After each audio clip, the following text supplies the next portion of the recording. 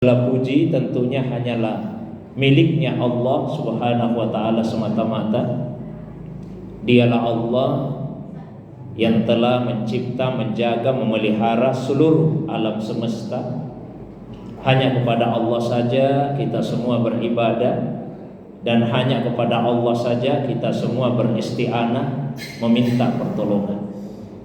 Salawat dan begitu pula salam penghormatan semoga senantiasa Allah curahkan kepada kekasih kita Rasulullah Muhammad sallallahu alaihi wasallam, begitu pula kepada keluarga, para sahabat dan juga pengikutnya yang senantiasa istiqamah menghidupkan sunnah Nabi sallallahu alaihi wasallam. Bapak Ibu hadirin yang semoga dirahmati, dimuliakan oleh Allah Subhanahu wa taala.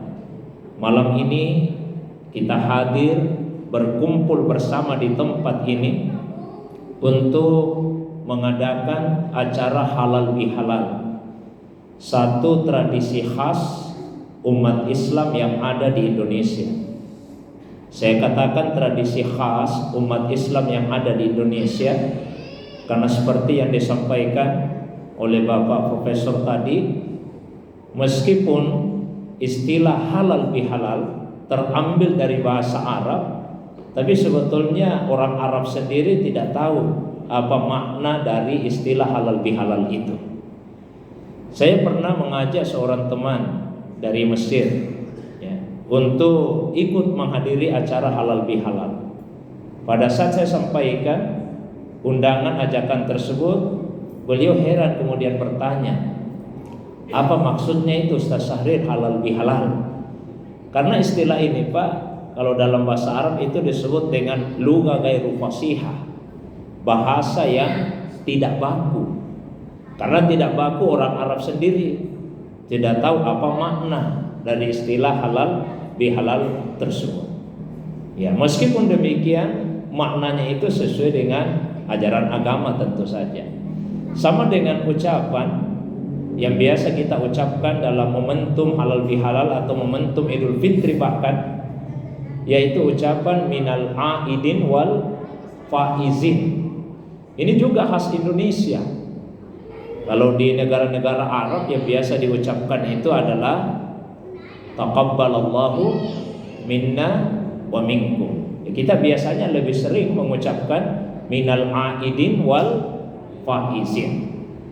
Tentu tidak ada masalah, maknanya baik-baik saja. Namun ternyata masih banyak orang yang keliru memahami apa artinya minal aidin wal faizin. Di beberapa tempat ketika saya coba bertanya kira-kira apa artinya minal aidin wal faizin, rata-rata jawabannya itu tidak tepat. Biasanya orang menjawab, kalau saya tanya apa artinya minal aidin wal faizin, rata-rata menjawab artinya Ustaz, mohon maaf lahir dan batin. Barangkali ini karena pengaruh lagu kasidah, Bu. Ya, karena ada lagu kasidah itu minal aidin wal faizin, maafkan lahir dan batin. Dianggap itu terjemahannya. Sebetulnya jauh sekali. Minal aidin wal faizin adalah penggalan dari kalimat yang agak panjang. Kalau selengkapnya bunyinya ja'alanallahu wa iyyakum minal aidina wal faizina wal maqbulin. Diambil tengah-tengahnya saja minal aidin wal faizin. Apa maknanya? Ja'alanallahu wa iyyakum. Mudah-mudahan Allah menjadikan kami dan menjadikan kalian minal aidin, termasuk orang-orang yang kembali, wal faizin, dan mendapatkan kemenangan, wal maqbulin, dan diterima oleh Allah Subhanahu wa taala. Beragam pandangan para ahli tentang asal usul dari kalimat tersebut. Sampai ada yang mengatakan sebetulnya ucapan ini dulunya diucapkan ketika misalnya ada orang yang berangkat ke medan peperangan. Jadi pada saat ada yang berangkat ke medan peperangan itu didoakan mudah-mudahan kembali dalam keadaan selamat, dan faizin, semoga mendapatkan kemenangan. Namun sekali lagi tidak ada persoalan pada ucapan tersebut. Yang terpenting adalah substansi baik itu dari acara halal bihalal maupun dari ucapan minal aidin wal faizin tersebut. Kita orang Indonesia memang ya kalau di positifnya kreatif lah ya, cuma sayangnya kadang-kadang ada beberapa istilah yang bergeser dari makna yang sesungguhnya dikehendaki. Contoh misalnya istilah hablum minallah wa hablum minan nas. Biasanya kita memaknai hablum minallah wa hablum minan nas menjaga hubungan baik dengan Allah dan menjaga hubungan baik dengan sesama manusia. Kalau kita kembali kepada ayat Al-Quran yang menggunakan istilah tersebut, surah Ali Imran ayat 112, bukan itu yang dikehendaki. Duribat alaihimuz zillatu aynama sukifu illa bihablim minallahi wa hablim minan nas. Mereka itu akan ditimpa kehinaan. Yang dimaksud di situ orang-orang fasik. Di mana saja mereka berada, illa bihablim minallah, kecuali dengan tali dari Allah, wa hablim minan nas, dan tali dari manusia. Jadi hablum minallah itu maknanya tali dari Allah. Tali dari Allah itu agama. Manusia itu akan hina kecuali dengan agama dari Allah SWT. Wa hablim minan nas, hablim minan nas, tali dari manusia, maksudnya adalah ada perjanjian dari manusia, dari orang lain. Artinya kalau tidak ada zimmah, tidak ada perlindungan dari Allah SWT, perjanjian yang dibuat dengan sesama manusia, maka orang-orang yang fasik itu akan mendapatkan kehinaan. Itu maknanya sebetulnya. Nanti Bapak Ibu bisa cek itu di surah Al-Imran ayat 112. Cuma kita di Indonesia ya udah terlanjurlah menggunakan istilah hablum minallah wa hablum minan nas dalam arti hubungan baik dengan Allah dan hubungan baik dengan sesama manusia. Sekali lagi substansinya sebetulnya itu bagus. Yang kita inginkan bahwa sebagai umat beragama, sebagai hamba Allah, semestinya kita mampu membangun hubungan baik bukan saja dengan Allah Subhanahu wa taala melalui ibadah-ibadah mahdah seperti salat, puasa, zikir, bacaan Al-Quran dan sebagainya, tapi bagaimana supaya kita juga mampu menjaga hubungan baik dengan sesama manusia secara umum dan secara khusus kepada sesama umat Islam.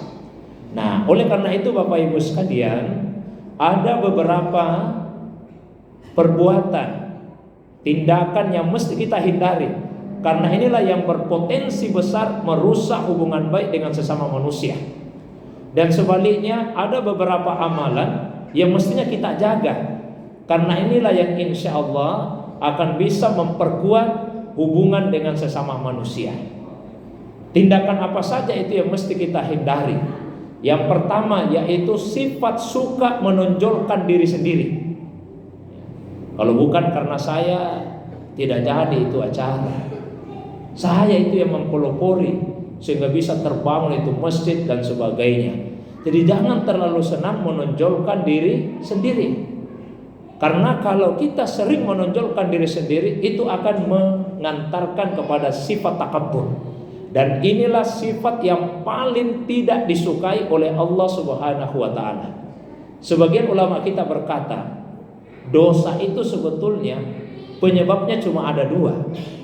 Ada dosa yang disebabkan oleh sifat takabur, dan ada dosa yang disebabkan oleh syahwat.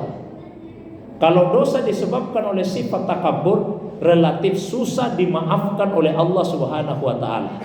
Tapi kalau dosa disebabkan oleh syahwat, itu relatif lebih mudah dimaafkan oleh Allah Subhanahu wa taala. Apa buktinya? Iblis pada awalnya hanya melakukan satu kesalahan. Setelah sekian ribu tahun beribadah kepada Allah Subhanahu wa taala, tapi dengan satu kesalahan tersebut iblis langsung terusir dari surga. Padahal Nabi Adam alaihissalam juga pernah melakukan satu kesalahan, itu juga membuat dia terusir dari surga. Bedanya apa? Kesalahannya Nabi Adam dimaafkan oleh Allah, kesalahannya iblis tidak dimaafkan oleh Allah Subhanahu wa taala. Kenapa bisa seperti itu? Penyebabnya beda. Kalau kesalahannya Nabi Adam, penyebabnya itu syahwat. Ketika Nabi Adam alaihissalam tinggal di dalam surga, beliau merasakan kenyamanan, kenikmatan, kesenangan di dalam surga. Manusia itu punya watak dasar yang relatif sama. Kalau sudah merasakan satu kenikmatan, kesenangan, kenyamanan, dia ingin selamanya memilikinya, tidak mau melepaskan, tidak mau membagi dengan orang lain. Makanya Bapak Ibu tidak usah heran kalau misalnya ada pejabat, biar disuruh mundur tidak mau mundur-mundur, disuruh turun tidak mau turun, karena watak dasar manusia begitu. Kalau sudah merasakan kenyamanan, kenikmatan, kesenangan, dia ingin miliki selamanya. Nabi Adam ketika tinggal di surga, dia rasakan enaknya ini surga. Iblis tahu persis kelemahannya, digoda melalui pintu itu. Adam, mau tidak tinggal terus di surga? Siapa yang tidak mau? Bagaimana caranya? Mulailah iblis masuk. Nah, itu pohon yang ada di sana, Adam, yang Allah larang kamu untuk mendekatinya, namanya pohon khuldi. Jadi yang memberi nama itu iblis. Khuldi itu artinya kekal. Karena itu pohon kekekalan, buahnya buah khuldi, buah kekekalan. Kalau kamu makan buahnya Adam, kamu akan tinggal selamanya di surga. Nabi Adam lupa kepada larangan Allah Subhanahu wa taala. Didekati pohonnya, dicicipi buahnya. Akhirnya apa? Keluar dari surga. Penyebabnya syahwat. Syahwat itu punya puncak. Ketika ia sudah sampai pada puncaknya, dia akan turun. Pada saat turun, orang akan merasakan dan mengakui kesalahannya. Nabi Adam alaihissalam mengakui kesalahannya. Ia kemudian memohon ampun kepada Allah SWT dengan membaca Rabbana zalamna anfusana wa illam taghfir lana wa tarhamna lanakunanna minal khasirin. Tuhan kami, sungguh kami telah menganiaya diri kami, dan jika Engkau tidak mengampuni kami, tidak menyayangi kami, maka kami akan termasuk orang-orang yang rugi. Allah maafkan kesalahannya. Ini syahwat.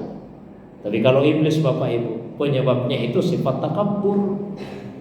Ketika Allah perintahkan untuk sujud kepada Nabi Adam, iblis tidak mau. Allah bertanya, iblis, ma mana'aka alla tasjud iz amartu? Apa yang menghalangimu sehingga kamu tidak mau sujud, padahal saya ini Tuhanmu yang memerintahkan kepadamu untuk sujud kepada Adam? Apa jawaban iblis Bapak Ibu? Saya tidak mau Tuhan. Saya lebih baik daripada Adam. Ana khairun minhu. Khalaqtani min nar wa khalaqtahu min tin. Engkau ciptakan saya dari api, sementara Adam engkau ciptakan dari tanah. Maka saya yang tercipta dari api lebih baik daripada Adam yang tercipta dari tanah. Ini sifat takabur, Pak. Nah, karena ini sifat takabur, Allah susah memaafkan kesalahannya. Mengapa demikian? Kalau orang punya sifat takabur, dia akan sukar mengakui kesalahannya, meskipun dia tahu dia salah. Ada satu kitab yang ditulis oleh Ibnu Al-Jauzi. Di situ diceritakan bahwa pernah suatu waktu iblis itu mau tobat. Ketika Nabi Musa dipanggil oleh Allah menghadap di Bukit Tur Sinah, datang iblis. Musa, dengar-dengar kamu dipanggil sama Allah. Benar, ada apa iblis? Sampaikan pesan saya. Apa itu? Saya mau tobat. Iblis mau tobat ini Bapak Ibu. Nabi Musa sampaikan. Apa jawaban Allah? Kalau benar iblis mau tobat, tobatnya diterima, tapi ada syaratnya. Apa itu? Simpel saja syaratnya, sederhana, cuma satu. Dia harus sujud di kuburnya Nabi Adam. Begitu Nabi Musa pulang, datang iblis. Bagaimana Musa? Pesan saya sudah disampaikan. Sudah. Terus apa jawaban Allah? Tobatmu bisa diterima. Benar begitu? Iya benar, tapi ada syaratnya. Apa itu? Kamu harus sujud di kuburnya Nabi Adam. Apa tanggapannya iblis ketika mendengar syarat itu? Muncul lagi sifat takaburnya. Kata iblis, kalau begitu Musa, tidak jadi kau tobat. Loh, kenapa tidak jadi? Kata iblis, coba Musa, waktu Nabi Adam masih hidup, saya disuruh sujud, saya tidak mau. Apalagi setelah matinya, saya tidak mau. Inilah Pak, kalau di dalam hati itu ada sifat suka menonjolkan diri sendiri. Karena itu hilangkan sifat itu. Caranya bagaimana? Imam Al-Qushairi qaddasallahu sirra di dalam kitabnya Ar-Risalah Al-Qushairiyah fi Ilmi Tasawuf memberikan satu resep yang sangat sederhana. Kata beliau, antaral ghaira afdal minka. Kamu harus selalu melihat orang lain lebih baik daripada dirimu. Siapapun orang itu, pandanglah dia lebih baik daripada dirimu. Karena pasti ada pada dirinya yang lebih baik dari diri kita. Dengan siapa saja. Kita bertemu mohon maaf dengan orang-orang yang mungkin dianggap sebagai orang yang di bawah. Tapi yakinlah ada pada diri mereka yang kita tidak miliki. Boleh jadi kesabarannya, keridhaannya, menerima apa yang Allah takdirkan dalam hidupnya. Belum tentu kalau kita yang menjalani kehidupan yang sama juga bisa sabar, juga bisa ridha. Maka selalu berusaha melihat orang lain siapapun dia lebih baik daripada diri kita. Nah, ini yang pertama. Yang kedua, yang bisa merusak hubungan baik dengan sesama itu adalah sikap sukar menerima perbedaan. Perbedaan itu sunnatullah, tidak mungkin bisa dihilangkan sama sekali di atas muka bumi ini. Allah sendiri menegaskan di dalam Al-Quran, walau sya'allahu laja'alakum ummatan wahidah. Seandainya Allah menghendaki, niscaya kalian dijadikan umat yang satu saja. Tapi bukan itu yang dikehendaki oleh Allah Subhanahu wa taala. Allah ingin kita ini berbeda-beda. Maka sejatinya perbedaan itu bukan masalah. Yang jadi masalah adalah sikap sukar menerima perbedaan. Maka kaitannya dengan perbedaan ada dua hal yang mesti kita pahami. Satu, fikih ikhtilaf, bagaimana konsep berbeda. Yang kedua, adab ikhtilaf, bagaimana etikanya ketika ada perbedaan. Bagian yang pertama dulu, fikih ikhtilaf. Yang mesti dipahami oleh setiap muslim idealnya adalah mengapa perbedaan itu bisa terjadi. Saya batasi sajalah perbedaan dalam masalah agama di antara kita sesama muslim. Perbedaan itu disebabkan oleh banyak faktor. Di antaranya satu, perbedaan dalam memahami nas, baik itu Al-Quran maupun hadis Nabi Sallallahu Alaihi Wasallam. Ayatnya bisa sama, tapi ulama beda pendapat. Karena apa? Cara memahaminya yang berbeda. Contoh yang sederhana, di surah Al-Maidah ayat yang ke-6, Allah SWT memerintahkan, ya ayyuhalladzina amanu idza kuntum ilas sholati faghsilu wujuhakum wa aydiyakum ilal marafiq wamsahu biruusikum. Wahai orang-orang yang beriman, apabila kalian bermaksud untuk melaksanakan salat, maka basuhlah wajahmu, tanganmu sampai ke siku, dan usaplah kepalamu. Jadi ayat ini memerintahkan ketika mau salat untuk berwudu, dan salah satunya mengusap kepala. Tapi ulama kita kemudian berbeda pendapat mengenai ukuran kepala yang wajib diusap. Sampai 3 pendapat minimal ulama kita. Kalau menurut Imam Malik, ya wajib diusap semua. Karena perintah Allah dalam ayat tadi, dan usaplah kepalamu, berarti semua kepala itu wajib diusap. Itu dalam mazhab Malikiyah. Tapi kalau menurut Imam Abu Hanifah, oh tidak mesti semuanya. Perintah Allah usap kepala. Apa itu usap? Usap itu menempelkan telapak tangan pada bagian yang mau diusap. Kalau kepala, telapak tangan ditempel di situ. Kemudian telapak tangan digerakkan. Asalkan telapak tangan sudah ditempel dan digerakkan, itu sudah mengusap namanya. Tidak harus semuanya, minimal 1/4. Jadi kalau mazhab Hanafiyah minimal 1/4 bagian kepala, tidak mesti semuanya. Lain lagi menurut Imam Syafi'i yang umum diikuti di Indonesia. Kalau menurut Imam Syafi'i, ayat ini kan perintahnya usap kepala, tidak ditentukan ukurannya berapa.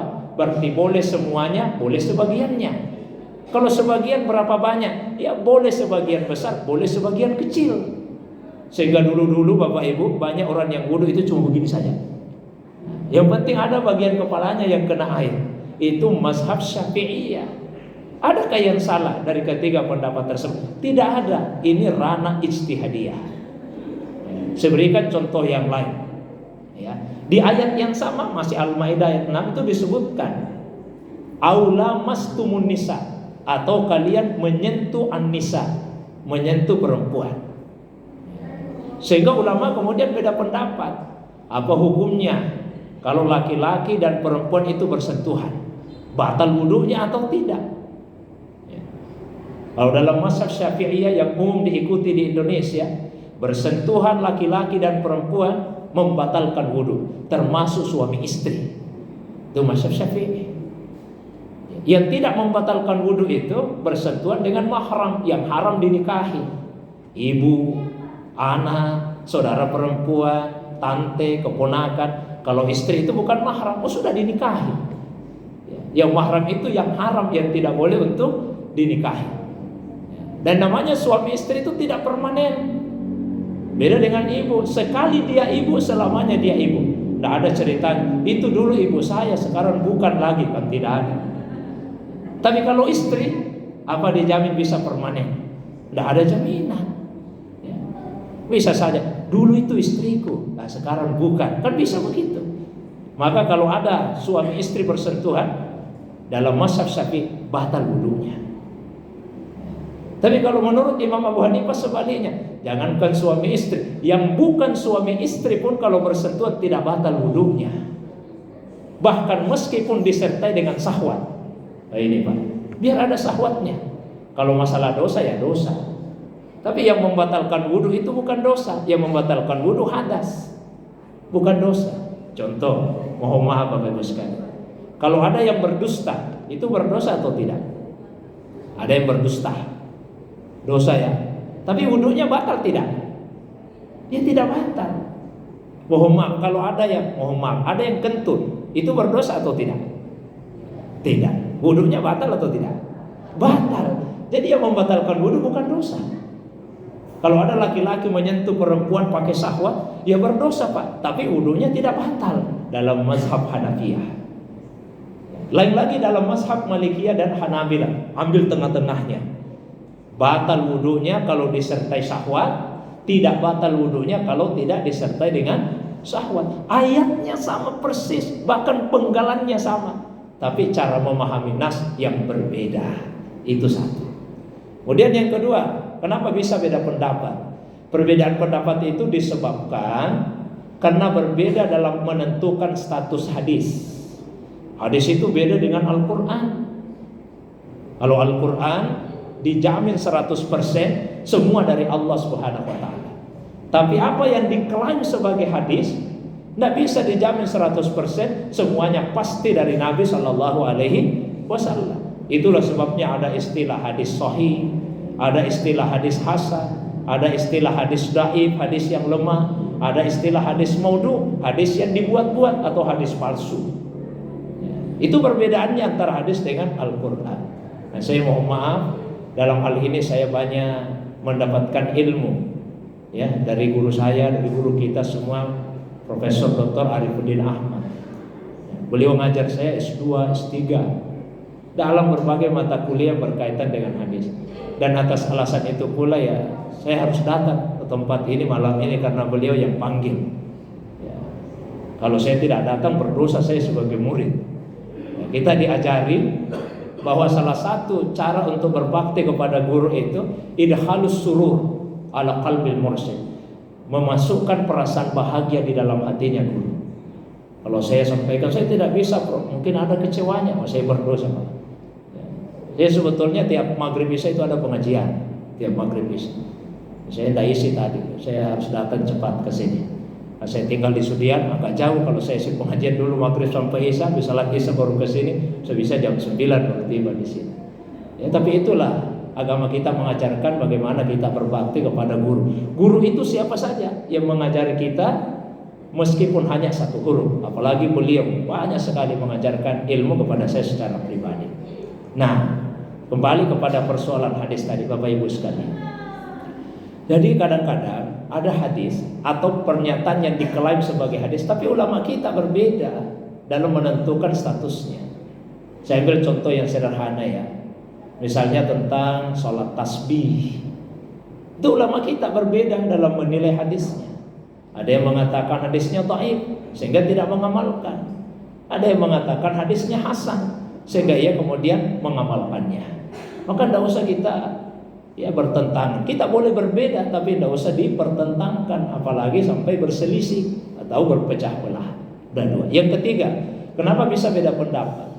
Perbedaan pendapat itu bisa disebabkan karena perbedaan dalam mengkompromikan hadis yang kelihatan bertentangan. Karena hakikatnya tidak mungkin ada hadis yang bertentangan, cuma ada yang terkesan bertentangan.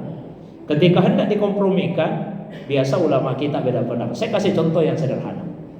Nabi SAW pernah bersabda, la salata ba'dal asri hatta taghrubas syams. Tidak ada salat setelah salat asar sampai matahari terbenam.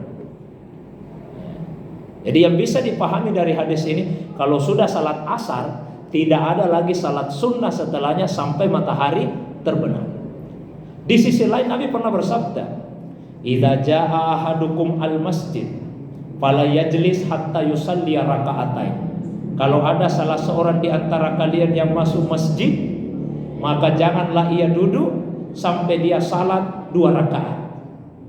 Jadi hadis ini mengajarkan kalau masuk masjid, salat dulu baru duduk. Pertanyaannya sekarang, ada orang sudah salat asar, setelah itu dia ke masjid, belum masuk waktu maghrib. Apakah orang ini disunnahkan untuk salat dulu baru duduk atau tidak disunnahkan? Ulama kita beda pendapat. Ada yang mengatakan tidak disunnahkan, karena Nabi mengatakan tidak ada salat setelah asar sampai matahari terbenam. Ulama yang lain mengatakan disunnahkan, karena Nabi mengatakan kalau masuk masjid jangan duduk sebelum salat. Nah, ulama berbeda cara mengkompromikan kedua hadis ini. Kalau menurut Imam Abu Hanifah caranya begini. Kata Imam Abu Hanifah, ya.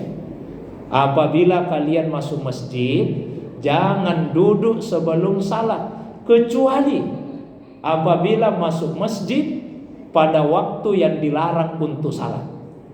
Kalau masjidnya pada waktu yang dilarang, tidak usah salat. Nah, itu kata Imam Abu Hanifah. Sebaliknya kata Imam Syafi'i, maksudnya itu begini, tidak ada salat setelah salat asar sampai matahari terbenam, kecuali salat yang ada penyebabnya. Kalau yang ada penyebabnya tetap disunnahkan, seperti karena masuk ke dalam masjid. Jadi dua-dua hadis ini dipakai, tapi cara mengkompromikannya yang berbeda. Sebetulnya masih banyak faktor-faktor yang membuat ulama kita beda pendapat. Tapi yang jauh lebih penting ini bagian kedua, adab ketika terjadi perbedaan pendapat. Nah, coba kita contoh bagaimana Rasulullah SAW menyikapi perbedaan pendapat para sahabat. Perbedaan itu Bapak Ibu bukan sesuatu yang baru. Sejak di masa Nabi pun sahabat biasa beda pendapat. Dalam sebuah hadis diriwayatkan oleh Imam Abu Dawud dalam kitab Sunannya, diceritakan haraja rajulani fi safar. Ada 2 orang sahabat mengadakan perjalanan, ya. Jadi 2 sahabat ini mengadakan perjalanan. Kemudian fahadaratis salat, masuklah waktu salat.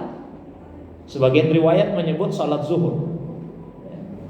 Lalu keduanya kemudian mencari air dengan maksud untuk melaksanakan salat. Falam yajida alma, tapi keduanya tidak menemukan air. Fatayammama, keduanya sepakat untuk tayamum saja. Fasallaya, lalu keduanya salat. Tapi setelah selesai salat, fawajada alma, tiba-tiba keduanya menemukan air dan masih waktu salat itu. Ini bagaimana? Salatnya diulang atau tidak diulang? Yang satunya mengulangi salatnya, yang satunya tidak mengulangi salatnya. Keduanya diskusi, kenapa salatmu diulangi? Kata yang satunya, tadi kan kita salat itu dengan tayamum karena tidak ada air. Sekarang sudah ada air dan masih waktu salat zuhur, berarti kita mesti diulangi pas salatnya. Setelah itu giliran dia yang bertanya, kalau kamu kenapa tidak mengulangi salatnya? Balik bertanya, salat yang sudah kita kerjakan tadi itu sudah sah atau belum? Kata temannya sudah sah. Kalau sudah sah kenapa diulang? Yang diulang itu yang tidak sah. Jadi keduanya Pak punya pendapat yang berbeda, tapi masing-masing ada argumentasinya. Akhirnya pulang ke Madinah, tanya kepada Nabi, mana ini yang benar ya Rasulullah? Inilah kebijaksanaannya Rasulullah SAW terhadap sahabat yang tidak mengulangi salatnya. Kata Nabi, laqad asabtas sunnah, apa yang kamu lakukan itu sesuai dengan sunnah. Kalau sesuai sunnah itu benar atau salah? Benar atau salah? Benar, sesuai sunnah. Lalu bagaimana yang mengulangi salatnya? Apa Nabi mengatakan kalau kamu tidak sesuai sunnah, kamu berbuat bid'ah? Ternyata tidak. Terhadap sahabat yang mengulangi salatnya, kata Nabi, lakal ajru marratain. Kamu yang mengulangi salat dapat pahala 2 kali lipat. Kalau dapat pahala apalagi sampai 2 kali lipat, ini benar atau salah?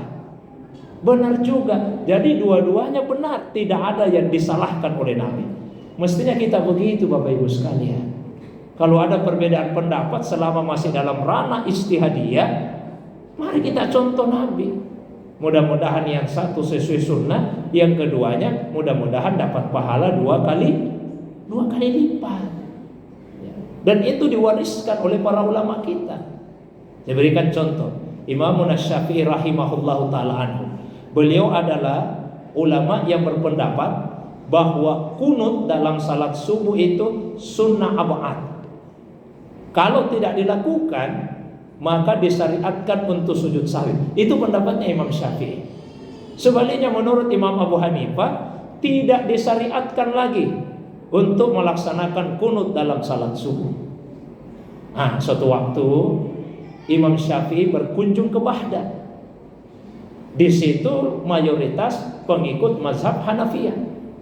Selama kurang lebih 7 hari beliau di Baghdad dan ditunjuk jadi imam salat, beliau tidak pernah kunut sekalipun. Dan tidak pernah juga beliau sujud sahwi karena tidak kunut itu. Dalam perjalanan pulang, muridnya bertanya, "Imam, apa pendapatmu sudah berubah? Masalah apa itu? Masalah kunut dalam salat subuh. Saya perhatikan tidak pernah kunut, tidak pernah juga sujud sahwi." Kata Imam Syafi'i, "Tidak, pendapat saya tidak berubah." Terus kenapa tidak kunut? Kata beliau, "Saya menghormati pendapatnya ulama yang dikuburkan di tempat ini." Padahal itu Imam Abu Hanifah sudah meninggal, tapi beliau tetap menghormati pendapatnya. Coba bandingkan dengan sebagian kaum muslimin sekarang. Jangankan menghormati pendapat ulama yang sudah meninggal, menghormati pendapat ulama yang masih hidup saja kadang-kadang susah. Bahkan ada yang sampai harus mencari masjid yang jauh dari rumahnya, tidak mau salat di masjid yang dekat rumahnya karena perbedaan dalam masalah khilafiyah ini.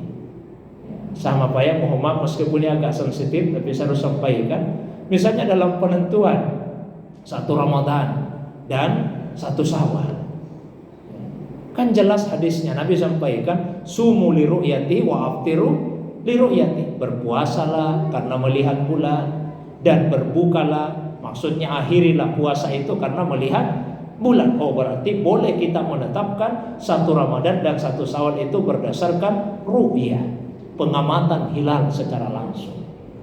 Tapi di hadis yang lain, Rasulullah SAW juga menyampaikan, fa in humma alaikum, jika pandangan kalian terhalang, dikata Nabi SAW, faqdurulahu, maka perkirakanlah, sempitkanlah, menurut bahasa sebagian ulama. Ini ulama kita berbeda, apa maksudnya itu?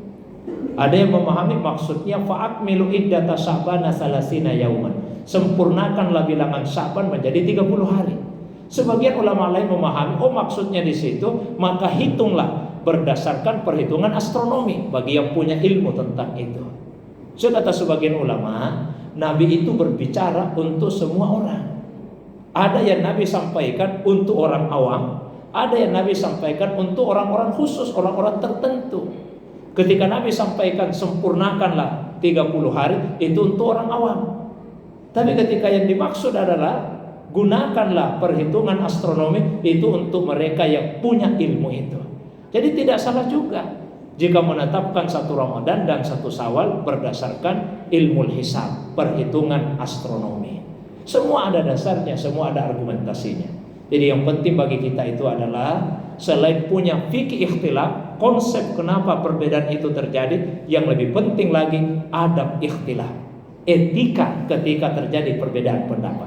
Saya sering membahasakan masalah kita itu umat Islam dalam hal perbedaan pendapat ada 2. Satu masalah di kepala, yang kedua masalah di hati.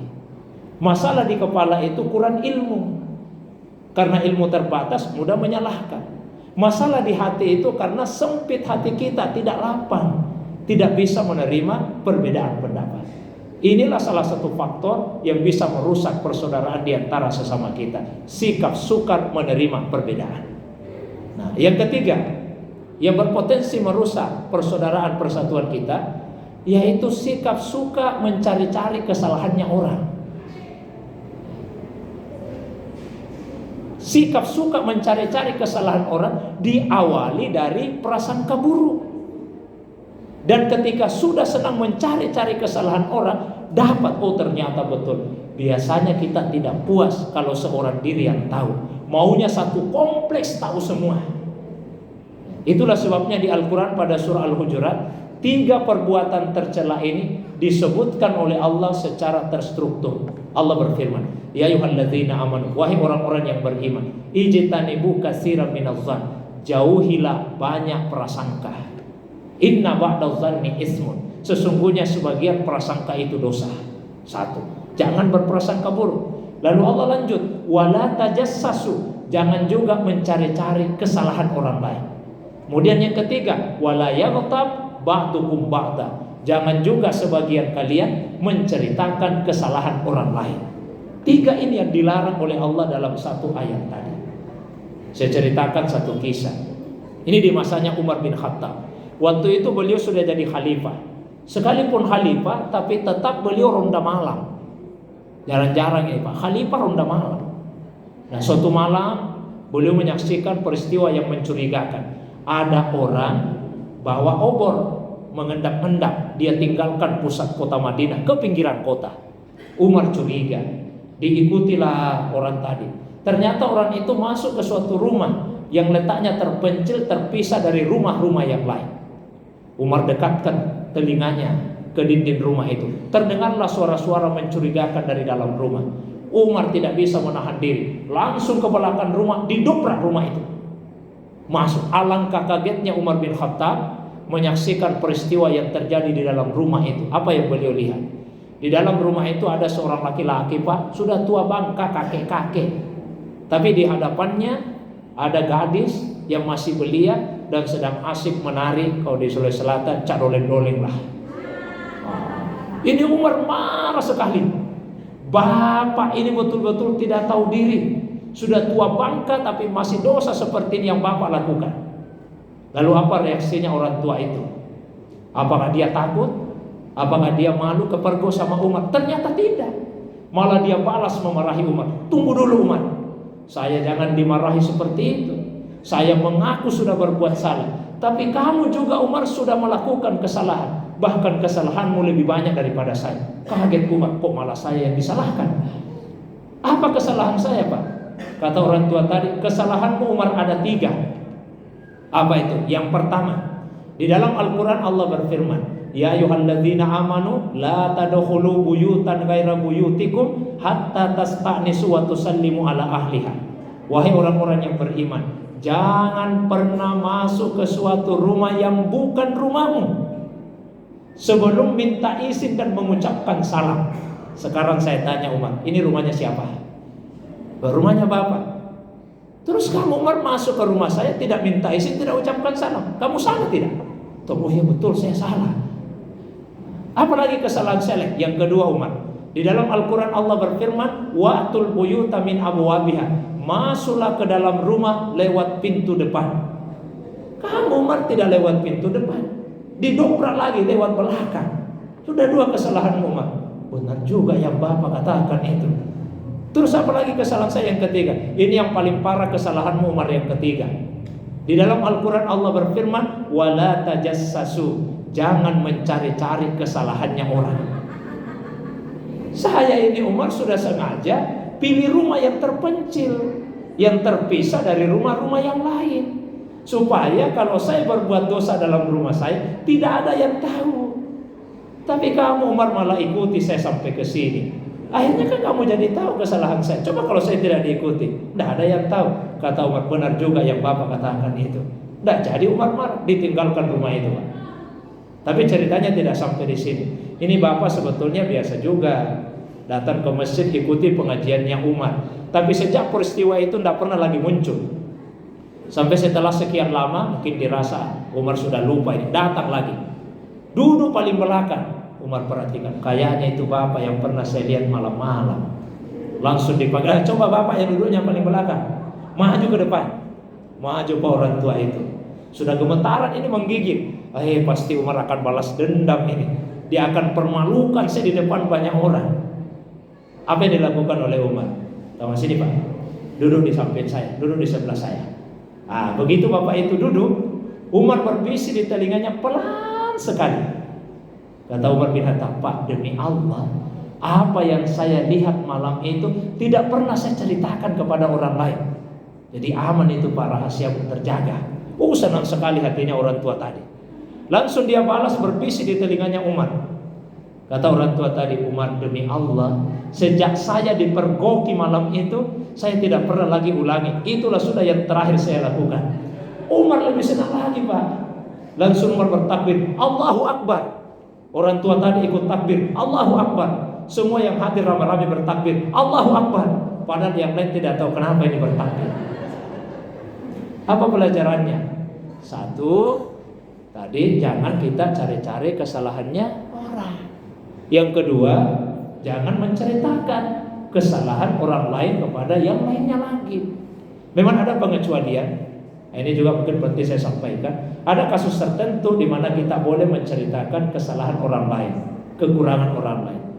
Dalam hal apa saja itu? Di antaranya istifta, dalam rangka meminta fatwa. Pernah ada seorang perempuan di masa Nabi, Bu, namanya Hindu, datang ke Nabi, melapor ke Nabi, ya Rasulullah, inna zawji rajulun sahihun. Suamiku itu ya Rasulullah kikir sekali. Ini dia cerita jeleknya suaminya. Jadi ibu boleh cerita jeleknya suami, asal diceritakan kepada orang yang tepat dengan maksud minta nasihat. Kata Hindu, bolehkah saya ini ya Rasulullah sebagai istri mengambil uang suami saya diam-diam tanpa minta izin? Bagus ini pertanyaannya Bu.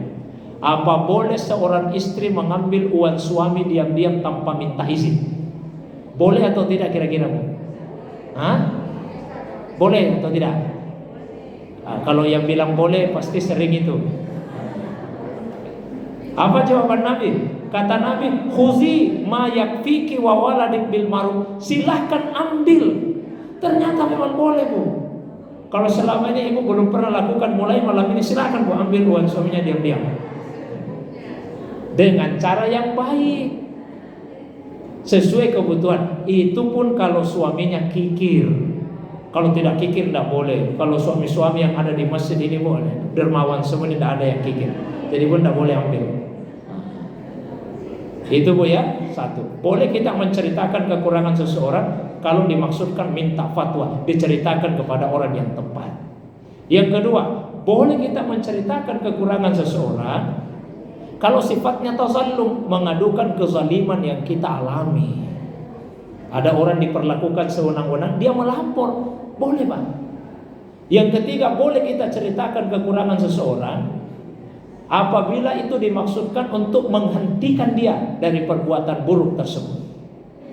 Boleh juga kita menceritakan kekurangan seseorang jika dimaksudkan untuk menghindarkan orang lain dari akibat buruk perbuatannya. Ada tetangga suka pinjam uang, kalau pinjam tidak pernah kembali. Ada orang tidak tahu sifatnya, didekati, boleh kita kasih tahu, ibu hati-hati, terkenal sekali itu ibu di sini. Kalau pinjam uang tidak pernah kembali, boleh. Karena itu dimaksudkan untuk menghindarkan dia dari akibat buruk perbuatannya. Ada satu keluarga Pak punya anak gadis, dilamar orang. Lalu keluarga itu datang minta pendapat kepada kita, karena dia tahu, kita tahu sifatnya itu laki-laki. Bagaimanakah sebetulnya itu laki-laki?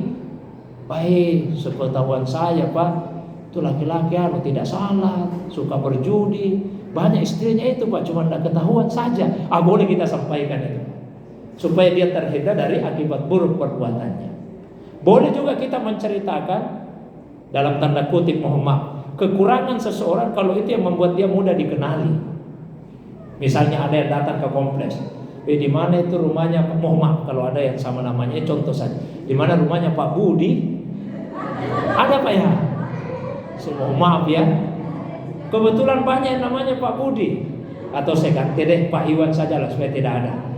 Ya, di mana rumahnya Pak Iwan? Banyak yang namanya Pak Iwan, supaya jelas Kita tanya, Pak Iwan yang mana Pak? Itu yang botak-botak. Kita sebut botak-botaknya.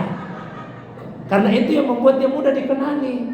Oh, yang pincang-pincang jalannya. Yang penting orangnya tidak keberatan. Jamaah yang dimuliakan Allah, ini bagian yang pertama yang mesti kita hindari karena berpotensi merusak hubungan persaudaraan. Di sisi lain, ada amalan yang mesti kita jaga karena itu yang bisa memperkuat. Apa saja itu? Di antaranya yaitu senang mendoakan sesama. Jadi kalau berdoa jangan terlalu kikir. Ada sahabat pernah ditegur Nabi gara-gara doanya. Gimana tidak, sahabat itu doanya begini, Allahumma arhamni warham Muhammadan wala tarham ghairana. Ya Allah, sayangi saya, sayangi nabimu. Sampai di situ doanya masih bagus. Tapi lanjutannya itu, wala tarham ghairana. Tidak usah sayangi Tuhan selain kami berdua. Jadi dia berdoa, sayangi saya, sayangi Nabi. Orang lain tidak usah disayangi. Kata Nabi, laqad tahajjar tawasan. Kamu sudah mempersempit yang sangat luas. Masa doamu begitu? Jadi biasakanlah mendoakan orang lain. Kemudian yang berikutnya yaitu menyebarkan salam. Salam itu paling tidak punya 3 makna. 1, identitas keislaman. Yang kedua, bentuk penghormatan. Yang ketiga, sebagai doa. Jadi kalau ada yang mengucapkan salam, dia hendak menyampaikan minimal 3 pesan tadi. Saya orang Islam, Bapak Ibu orang Islam, karena itu saya ucapkan salam. Saya hormati Bapak, saya hormati Ibu, karena itu saya ucapkan salam. Dan saya doakan Bapak, saya doakan Ibu, semoga dapat keselamatan, dapat rahmah, dan dapat berkah. Lalu yang ketiga, musafahah, jabat tangan. Ya, jabat tangan. Idzal taqal musliman, kalau ada 2 orang Islam yang ketemu, fayatasafahani, lalu jabat tangan, fahamidallah wastaghfara. Dua-duanya memuji Allah, dua-duanya minta ampun kepada Allah. Ghufira lahum ma lam yaftarika. Dosa keduanya berguguran selama mereka belum berpisah. Jabat tangan yang erat, senyum yang ramah, ditatap wajahnya orang yang disalami. Karena biasa juga ada orang lain yang disalami, lain yang diajak bicara. Salamannya sama orang yang di depan, ceritanya sama yang di sebelahnya. Yang terbaik yang pertama mengulurkan tangannya. Yang lebih baik lagi yang terakhir menarik tangannya, tapi jangan dimonopoli. Yang berikutnya Bapak Ibu sekalian, nah tadi di ayat itu dibacakan beberapa sikap yang bisa memperkuat persaudaraan kita. Di antaranya qaziminal ghaidh, kendalikan emosi, tahan amarah. Dan ini ciri mendasar orang yang bertakwa. Kalau ada orang terlalu mudah emosi, gampang marah, berarti dia belum bertakwa. Ciri mendasar orang yang bertakwa itu dia bisa kendalikan emosinya, tahan amarahnya. Supaya kita bisa mengendalikan emosi, menahan amarah, di antara kiatnya 1, ubah posisi. Kalau ada yang marah dalam keadaan berdiri, kata Nabi, coba duduk dulu. Kalau ada yang marah dalam posisi duduk, coba berbalik dulu. Yang kedua, hentikan pembicaraan. Kalau tidak berhenti bicaranya, tidak akan reda kemarahannya. Tapi yang paling ampuh, segera berwudu. Karena marah itu dari setan. Setan itu tercipta dari api. Padamkan api kemarahan melalui air wudu. Kalau Bapak Ibu kita semua sudah mampu mengendalikan emosi, mampu menahan amarah, berarti sudah bertakwa. Tapi saran saya, jangan dulu merasa puas, karena ini takwa yang paling rendah levelnya. Kalau kita mau tingkatkan, afina anin nas, maafkan kesalahan orang lain. Ada yang tidak marah Bapak Ibu, tapi sayangnya belum bisa memaafkan kesalahan orang lain. Saya sudah dizolimi, saya sudah dianiaya, saya diperlakukan sewenang-wenang, tapi saya tidak bisa membalas karena dia atasan saya, lebih tinggi jabatannya dari saya. Saya cuma bisa berdoa, mudah-mudahan Allah memberikan hukuman yang setimpal atas perbuatannya. Oh, berarti belum memaafkan. Karena memaafkan itu menghapus kemarahan di dalam hati sampai ke akar-akarnya, sehingga seakan-akan tidak pernah ada masalah sama sekali. Nah, salah satu caranya yang sederhana, sebelum tidur, Bapak Ibu sekalian, sebelum tidur, jangan lupa untuk membaca doa. Selain doa yang sudah biasa kita baca, sisipkan juga satu doa ini, minta kepada Allah. Ya Allah, ampuni dosa saya, ampuni juga dosanya. Sebut satu nama lewat lisan, minimal dalam hati sebut satu nama yang menurut Bapak Ibu paling menjengkelkan dalam satu hari itu. Jadi diingat-ingat siapa yang paling membuat jengkel, sebut namanya. Ya Allah, ampuni dosa saya, ampuni juga dosanya bapak ini, ampuni dosanya ibu ini. Kalau kita tulus melakukan itu, insya Allah hati kita dilapangkan, tidur akan terasa lebih nyenyak. Nah, kalau sudah bisa memaafkan, berarti naik level takwa kita ke level yang kedua. Saran saya, jangan dulu merasa puas, masih ada satu level di atasnya. Yang mana itu? Wallahu yuhibbul muhsinin. Allah lebih senang lagi kalau kita bisa berbuat ihsan. Ihsan ada yang berkaitan dengan Allah, ada yang berkaitan dengan sesama manusia. Saya jelaskan yang berkaitan dengan sesama manusia saja. Makna ihsan kaitannya dengan sesama manusia ada dua. Satu, ihsan itu di atasnya adil. Ya, jadi ihsan lebih tinggi daripada adil. Kalau adil, memberikan kepada orang lain sesuai haknya dan mengambil dari orang lain sesuai hak kita, itu namanya adil. Tapi kalau ihsan, memberikan kepada orang lain lebih daripada haknya dan mengambil dari orang lain lebih sedikit daripada hak kita. Ibu misalnya naik beca, berapa ini sewanya Dayan? 10.000. Ibu kasih 10.000, itu adil sesuai haknya. Tapi kalau suatu hari ibu kasih uang 100.000, kata dari becanya, mohon maaf Bu, ada uang pas tidak? Saya belum ada uang kecil ini.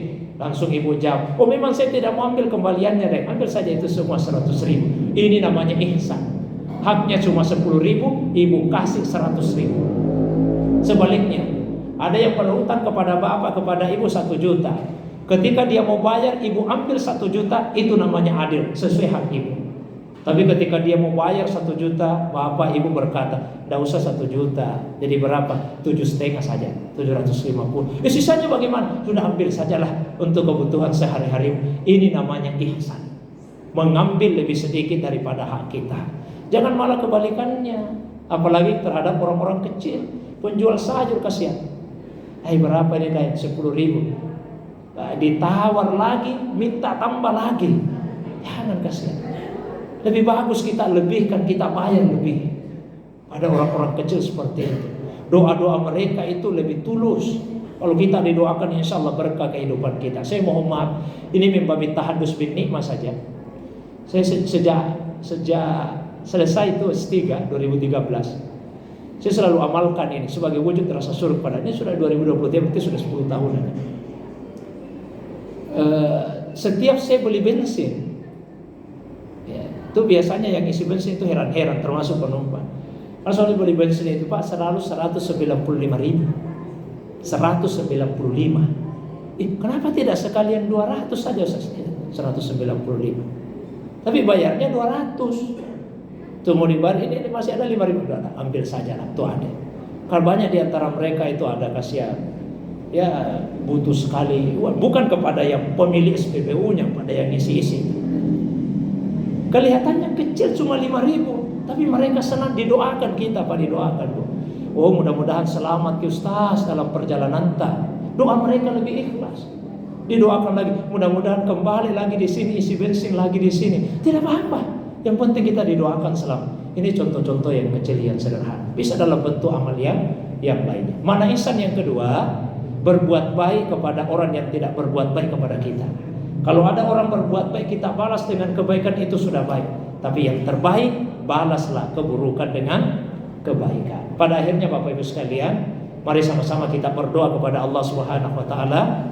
Mudah-mudahan Allah Subhanahu wa taala memberikan keberkahan dalam kehidupan kita, baik secara pribadi, dalam kehidupan keluarga, dalam kehidupan bermasyarakat, berbangsa dan bernegara, dan untuk umat Islam secara keseluruhan. Al-hazim niyah wa ala kulli niyatin salihatin. Al-Fatihah. A'udzubillahi Bismillahirrahmanirrahim. Iyyaka na'budu wa iyyaka nasta'in. Shiratal ladzina an'amta 'alaihim. Alhamdulillahirabbil alamin, hamdan na'imin, hamdan syakirin, hamdan hamidin, hamdan yuwafi ni'amahu yukafi'u mazidah. Ya Rabbana lakal hamdu kama yanbaghi li jalali wajhikal karim li 'azimi sultanik. Allahumma salli ala sayyidina habibina syafi'ina maulana Muhammad. Allahumma salli wa sallim wa barik alaihi.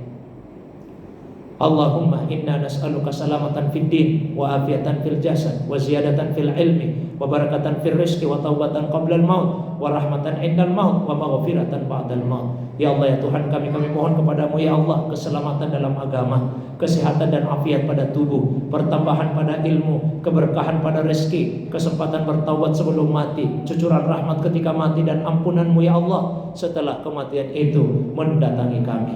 Rabbana ighfir lana wa liwalidayna warhamhuma kama rabbayana shighara. Tuhan kami ampuni dosa kami, dosa yang lalu, dosa yang akan datang, dosa yang kecil, dosa yang besar, dosa yang kami sengaja, dosa yang kami lakukan karena kelalaian, dosa yang kami perlihatkan terang-terangan, dosa yang kami sembunyikan, bahkan dosa yang hanya Engkau saja yang paling mengetahuinya ya Allah. Ampuni juga dosa kedua orang tua kami, ampuni dosa ibu bapak kami, sayangi mereka berdua ya Allah, karena mereka berdua telah sangat menyayangi kami, terutama ketika kami masih kecil. Ampuni dosa ibu yang telah mengandung kami selama berbulan-bulan dengan penuh kesusahan dan kepayahan. Ampuni dosa ibu yang telah melahirkan kami ke dunia ini dengan bersimpah darah, perjuangan antara hidup dan mati.